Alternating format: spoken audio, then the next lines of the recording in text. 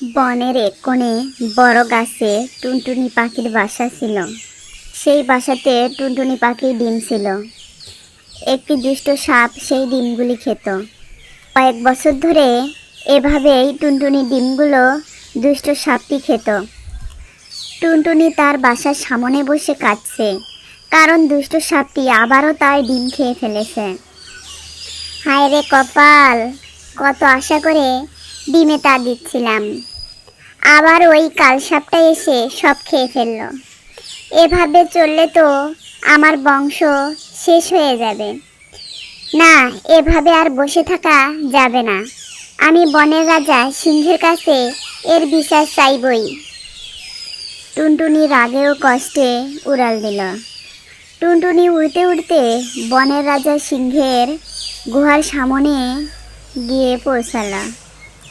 টুনটুনি যখন সিংহের গুহার সামনে গিয়ে হাজির হয়, সিংহ তখন আয়েশ করে বিশ্রাম নিচ্ছিল। মহারাজ, দোহাই আপনার, আমাকে বাঁচান। দুষ্ট সাপটা বারবার আমায় ডিম খেয়ে যাচ্ছে। আমি বড়ই অসহায়। আপনি এর একটা বিচার করুন মহারাজ। বলো কি, আমার রাজ্যে এমন চুরি সাহসকার? টুনটুনি, তুমি শান্ত হও। আমি সাপের এমন দশা করব যে সে আর কোনোদিন কারো দিকে চোখ তুলে তাকাবে না। ওই সাপকে শিক্ষা দেওয়ার জন্য আমার একটা মোক্ষম বুদ্ধি আছে। বনের রাজা সিংহ তখন তার বিশ্বস্ত সেনাপতি কুমিরের কাছে গেল। সে নদীর তীরে থাকে। সিংহ তার বিশ্বস্ত সেনাপতি কুমিরকে ডেকে পাঠালো। নদীর পাড়ে কুমিরের সাথে সিংহের বৈঠক হলো। শোনো কুমির, ওই কালসাপটা টুনটুনি ডিম খেয়ে খুব বার বেড়েছে।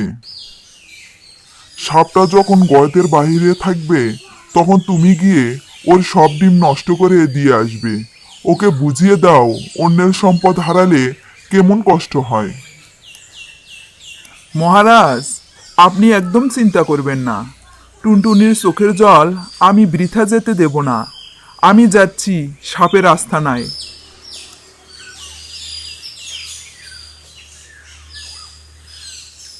কুমির গিয়ে সাপের বাসায় সব ডিম খেয়ে ফেলল এবং কিছু নষ্ট করে দিল।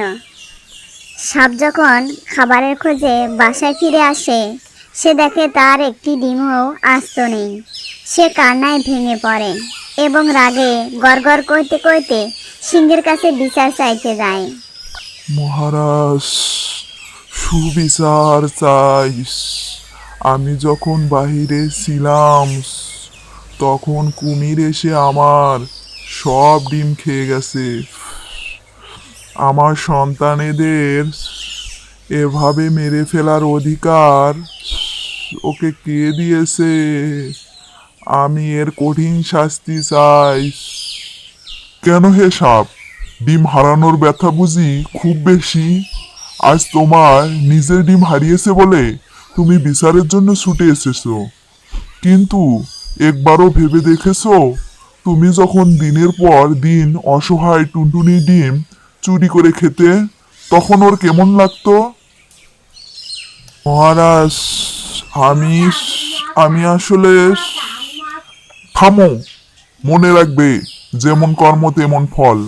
অন্যের ক্ষতি করলে প্রকৃতি তোমাকেও ছাড়বে না। আজ তুমি যা হারিয়েছো তা তোমার নিজের পাপেরই ফল। সাপ তার ভুল বুঝতে পারে, তার চোখে জল আসে। সে টুনটুনির কাছে ক্ষমা চাওয়ার সিদ্ধান্ত নেয়। মহারাজ, আপনি আমার চোখ খুলে দিয়েছেন। আমি আজ বুঝতে পারছি টুনটুনির মনের কত কষ্ট দিচ্ছি। আজ আমি তওবা করছি।